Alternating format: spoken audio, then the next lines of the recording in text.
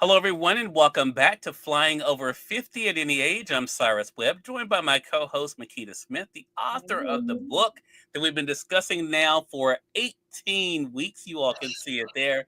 Excited about today's show. If you guys are joining us on Facebook, LinkedIn, YouTube, as well as on Instagram, we welcome you guys. We're about to connect with our friends over on Amazon Live as well. Hope you guys have been enjoying the series. If you guys are new to the series, I'm going to tell you a little bit about it here.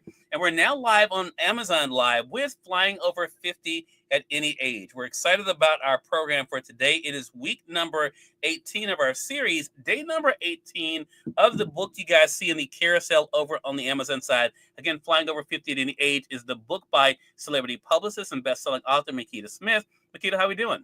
I'm fine, Cyrus. How are you? I'm doing extraordinary, even though, I was being, chastised earlier.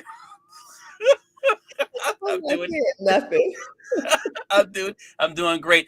In Sin Call Ways, I think it is. Hello to you. Good to be to see you over there on Mhm. IG. So we're in week number 18, Makeda. We're down the slope now. We're down the slope in the series. Down the And slope. and what I've been saying is really this is the third week. I was mentioning to you before we went live here Hmm. that this week ties in so well with last week, but really it ties in with the last 2 weeks that we've had where you've kind of taken us into some dark times for you, how you were able to rise above it. Again, that whole theme of movement we've been talking about. What has that been like for you as we kind of, go through these particular days in the book, Makita, to kind of reflect on not only those lows, but how you were able to rise above them? Cyrus, let me think and answer your question intelligently. What has it been like? I would say it's very reaffirming. Mm, That's probably it. I'll just say it's okay. been very Fair enough. reaffirming. It's important reminders like today's chapter when I reread it this morning to prep for today's show. It was a great reaffirmation and reminder. Yeah. Yeah. Yeah. I think the great thing, hey, Tamika, good baby to see you over there on Facebook. And I think the other great thing too, Makita, for myself, again, reading it through Mhm. for this series, is that it shows that people like you, who we just think about, the clients you have, you being this celebrity publicist, living this glamorous life, a lot of times we don't get to know the things like are in this book. What has that been like for you to show people the human side of the jobs you've been able to have for now for decades? Um, I think it's a reminder that we all have human sides, and it makes all of us remember that everyone is relatable. Because Yeah. it's like, especially working in the entertainment business, like we have a tendency to put people on a pedestal and think, like they don't have the same drama or go through the same tribulations that we do. But we're all just one big human family and we're all going through the same stuff. So we have to continue to nurture each other and raise each other up and remind each other along the path. So true. Minna Pratt, hello to you over there on Instagram. Good to be to see you. Mosley 5711, good to be able to see you as well. Hey, everybody. MJFF QLF, hello to you as well over there on IG as well. And so as we get into today's message, again, it is Mhm. that whole theme of soaring and movement, but also where our foundation is. I thought that was really Yeah. interesting. This is the first time we really get to know more about that. So before we get too far into that part of the conversation, Makita, I'm going to go ahead and share my screen with our audience so we Okay. can get into today's message. Again, it is week number 18 for those who have their copy of the book. And the chapter, there it is up there on the screen. The chapter for this week is An Altitude for Gratitude. And this is what Makita says. You Okay. can't soar the heavens without gratitude underneath your engine.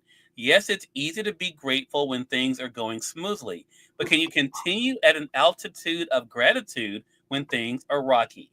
My early years attending Boston University were my first introduction to the realm of spirituality.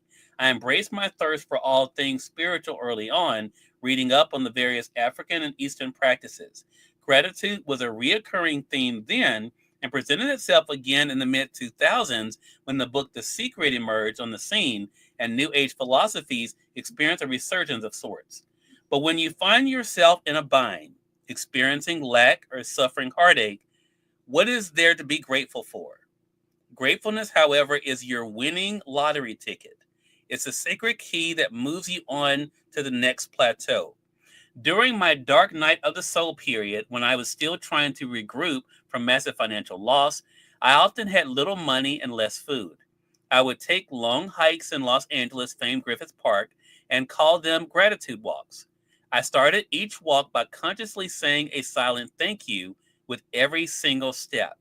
From there, I thank universe for the air I was breathing.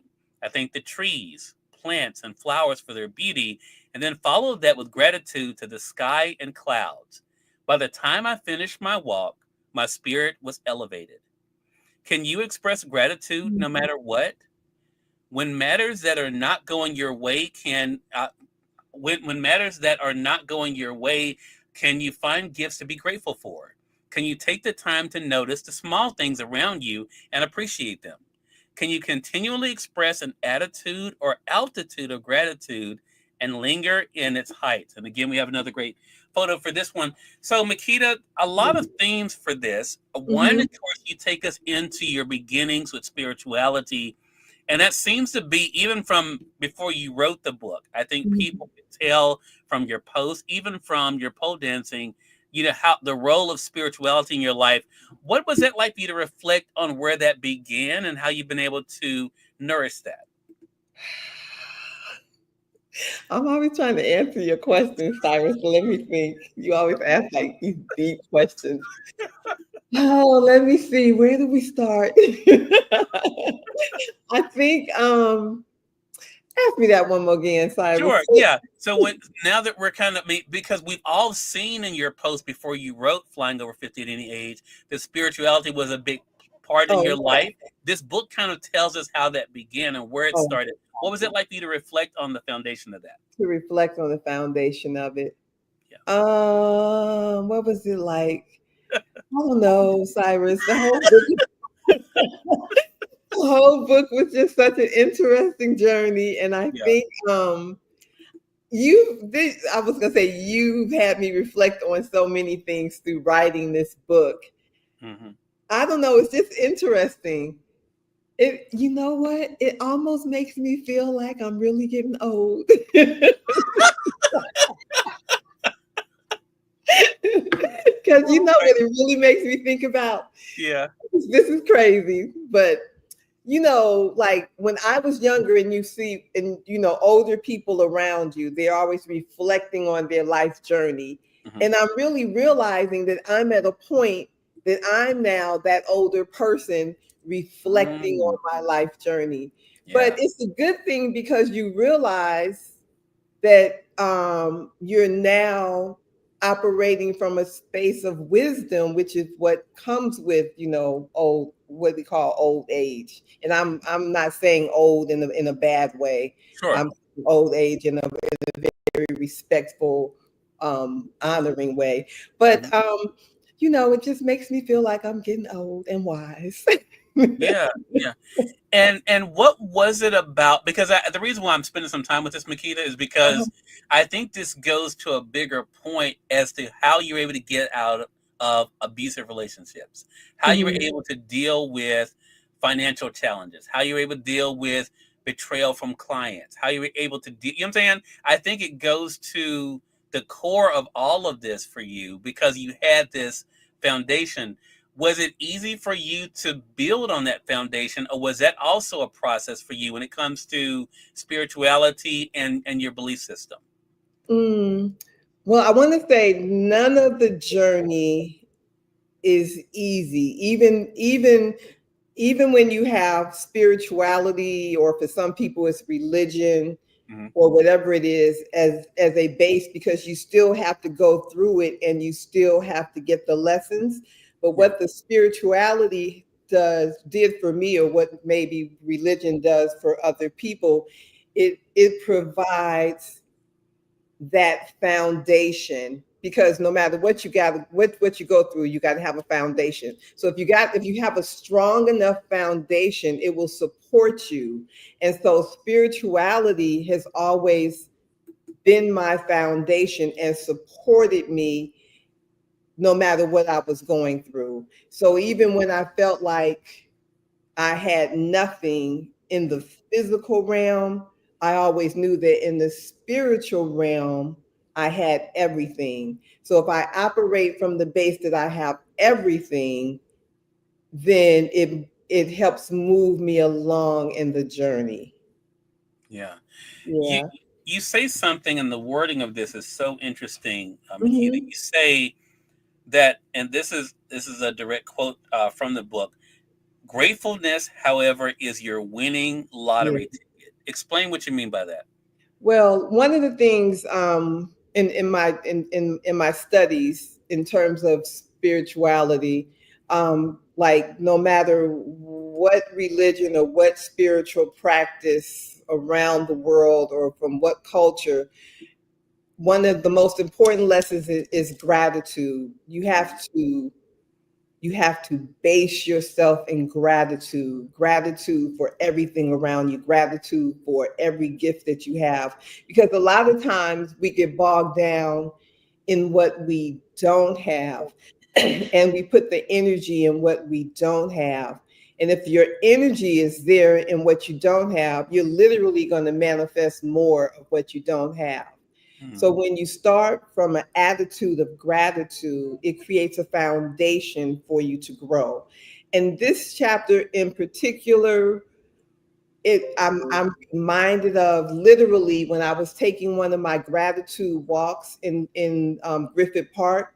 Well, Hmm. it was back 20 years ago. I was taking one of my gratitude walks, and I literally didn't have. I remember there was this day that I didn't have any money. Like literally, I didn't have any money. And I was just like, where's my next client coming from? Where's my next dollar coming from? Like, it was that dark night of the soul period where everything was crashing around me. And I Right. remember taking that walk, and I remember being up in Griffith Park and reflecting on one of the books I had just read, and the book had reminded me to be thankful for everything. So one, I was like, well, it doesn't matter that I don't have any money. I'm in beautiful Griffith Park, surrounded by wonderful nature. People travel around the world to come to this park, and I live down the street from this park. Yeah. That's a huge thing to be grateful for. And then the air, like I remember the the book I had been reading said, like, when you think about the supply of oxygen, it's in such abundance. Like we don't have to pay for air. Air is just around us. And I stood there in the midst of the mountains, and I was like, I just gave thanks for like all the beautiful air that was around me that I was able to breathe for free. And then I looked at the beautiful trees, and I just literally said, well, thank you for the trees. Thank you for the flowers. Thank you for the smell of the forests around me. And I just really went into a deep space of gratitude. And that gratitude laid the foundation for the rest of the day. Whereas if I had stayed in a stressful state, that stressful state would have laid the foundation for the rest of the day, and I would have been stuck in stress. But once you can elevate your spirit and move into an attitude of gratitude and alleviate some of that mental pressure, which is really just an illusion, because you're going to get to the next plateau, so it's really almost like a mind game where you have to really work on regulating your nervous system out of a state, here we go again, but out of a state of fight and flight into a state of relaxation so that you can continue to manifest. So an attitude of gratitude is really it's really the foundation for like everything. It's like very important, because when you can be grateful for the small things around you, you can put yourself into a state of relaxation, and then you can start appreciating more, and more is going to come to you to appreciate. And even though I didn't have money on that day, obviously I survived Hmm. and I didn't starve to death, which, Yeah. which is where my brain was going before I took myself out of that like panic state and just say like, wait a minute, you Right. have things to be grateful for. Mhm. It's so fascinating hearing you talk about that. My parents raised me with that same mindset, Makita, Mhm. of appreciating. We didn't have a lot growing up. I tell people when growing up, my family didn't have a savings account and all of that stuff. My parents worked, from paycheck to paycheck, lived from paycheck to paycheck. So my brother and I did as well, and so, but just appreciating what we did have. It wasn't, Mhm. the biggest, the most fancy, whatever, but that appreciation definitely came in early on. And to the point of you're making that you make in this chapter, my parents to this day, my mom being now 78, my dad 60, Mm. 67, they both every day they're outside walking Mm. around, and they love the outdoors, and that's what my mom says. She loves just being out in nature. That's why I said this is a great connection to day 16 and day 17 in the book. I want to first say I see you guys coming in over there on IG. Hello to you, NBC Books. Good to see you. Mosley 5711. Hello to you. You all are Hey, watching Flying Over 50 at Any Age with Makeda Smith and myself. Makeda wrote the book that we're basing this series on. It's her 30-day self-journal for speeding past limitations. She had this amazing idea, and I was so glad I could work with her on it and having this series. Yeah. lies. Cyrus Webb, because he made me write this book. Lies. I'm grateful for his lies, though. Oh, but we've been going through this week after week. We're on day number 18, but in day 16, Makita, 2 weeks ago, the Yeah. chapter was Wings Laced with Creativity, and this is what Makita Smith had to say that ties in perfectly with this day. You say this: turning 50 was a turning point for me and a major life transition on so many levels. It was amidst of my Great Depression, and I truly felt my life was over. Now, in retrospect, I see that it was a gateway leading me to a reality that was better than the one I was Mhm. currently experiencing. What is it like for you to think about how, again, as I mentioned, everything that we've seen you go through in this book has really led back to this whole idea of your gratitude, but also in your belief system? So, what was the question, Cyrus? What is it like for you to reflect on that? That even in your, that your dark period, your Great Depression, Oh, that what was that it in like? spite of everything, that everything kind of leads you back to when you look at your survival to that altitude of gratitude. I don't know. It's like a constant series of flashbacks. Even you reading that sentence, because I remember, like when I turned 50, it- like every day was just doom and gloom to me. It was just doom and gloom. Mhm. And I never back then in that period, I never would have imagined myself here now. You know what I mean? Right. So it's I don't know. It's like a very interesting series of flashbacks, Mhm. nurturing Yeah. flashbacks and affirmative flashbacks, but flashbacks. And as you mentioned in last week's message on day 17, in the words of Maya Angelou, still I rise. When you think about that in the relationship of your gratitude, what connection do you make with that? What has helped you to rise in spite of those dark times, Makita? Um, what has helped me the attitude of gratitude keeps me rising. There's always something to be grateful for. That's what when I started reading metaphysical and spiritual books like decades ago. But Mhm. one of the like I said, one of the reoccurring lessons was about gratitude. Hey. Um, and it's like even when you feel you have nothing, there is always something to be grateful for, even if it's just something simple like I'm grateful for my next breath. Yeah. There is always something that you can latch on to be grateful for. And if you can be grateful for one thing, then you can find two things. If you could be grateful for two things, then you can find three things. And you just build the foundation. It's like building the foundation for a house. Yeah. It's one brick, another brick, another brick. So you just keep layering the gratitude, keep layering the gratitude. Love that. And I loved how you talk about it in this particular day. It really begins with the little things, the air Yeah. we're able to breathe.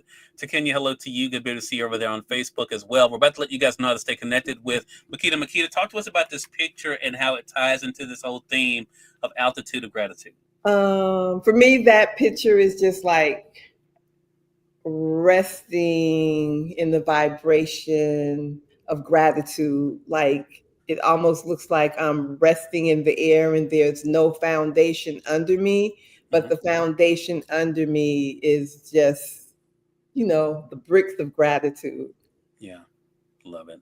So, Makita, you posed some questions to us at the end of this day. What do you want our audience to remember about the importance of appreciating the little things?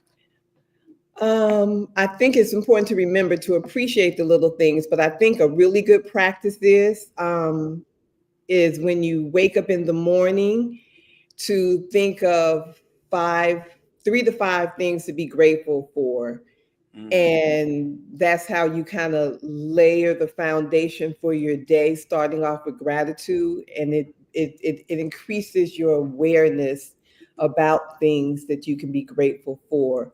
So, gratitude is a conscious practice because, again, listening to the news, being immersed in media, being on social media, just living in the world, you'll be bombarded with so many things about why things that you should be in stress about and not in gratitude for.